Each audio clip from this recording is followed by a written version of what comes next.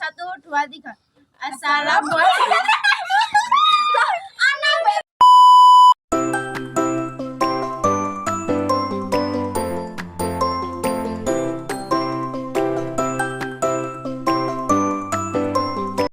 Pengertian kristalisasi. Kristalisasi adalah proses pembentukan bahan padat dari pengendapan larutan, matte, campuran leleh, atau lebih jarang pengendapan langsung dari gas.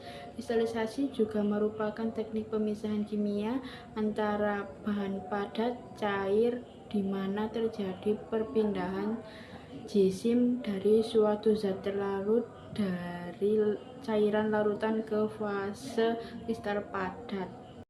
Tujuan kristalisasi. Tujuan utama kristalisasi meliputi 1. Pemurnian zat untuk memisahkan zat murni dari campuran atau larutan. 2. Pemilihan bentuk kristal untuk mendapatkan bentuk kristal tertentu yang sesuai dengan kebutuhan. 3. Pengendapan zat tertentu, membantu mengendapkan zat yang sulit larut di larutan untuk diambil atau digunakan lebih lanjut. 4. Produksi bahan padat untuk menghasilkan bahan padat dalam bentuk kristal dengan ukuran dan struktur tertentu.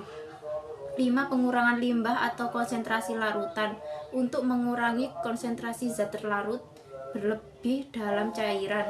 6. Kontrol kualitas dalam berbagai industri, memastikan bahan produk akhir memiliki kualitas, kemurnian, dan stabilitas yang tinggi. Terima kasih.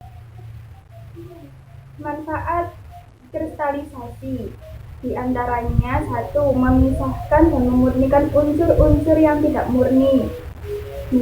Mengekstrak partikel padat yang dilarutkan dalam larutan. Dan ketiga, menghasilkan produk kristal berkualitas. Keempat, memperpanjang umur produk. Kelima, meningkatkan nilai estetika. Jenis kristalisasi. Ada 3 jenis utama kristalisasi dan semua jenis ini didasarkan pada berbagai proses pembuatan kristal. Jenis pertama adalah kristalisasi evaporatif dan ini adalah jenis kristalisasi yang paling umum. Jenis kristalisasi kedua adalah kristalisasi pendinginan dan yang ketiga adalah presipitasi atau kristalisasi reaktif.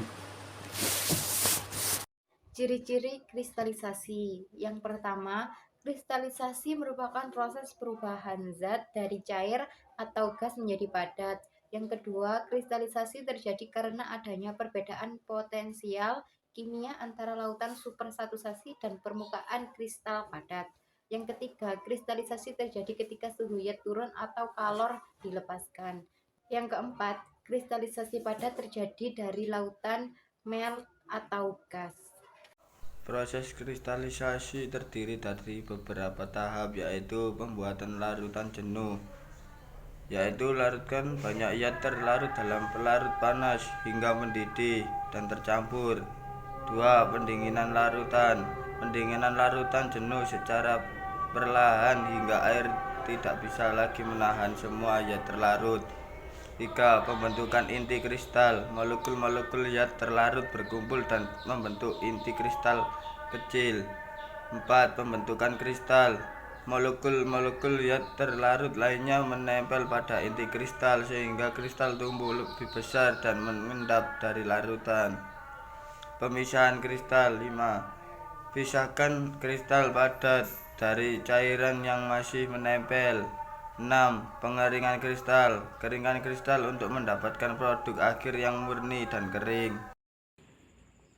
Jadi yang dapat kami simpulkan tentang kristalisasi dapat digunakan untuk memurnikan, memisahkan, dan menghasilkan berbentuk kristal melalui proses pengendapan, pendinginan, atau penguapan. Contohnya dihasilkan gula,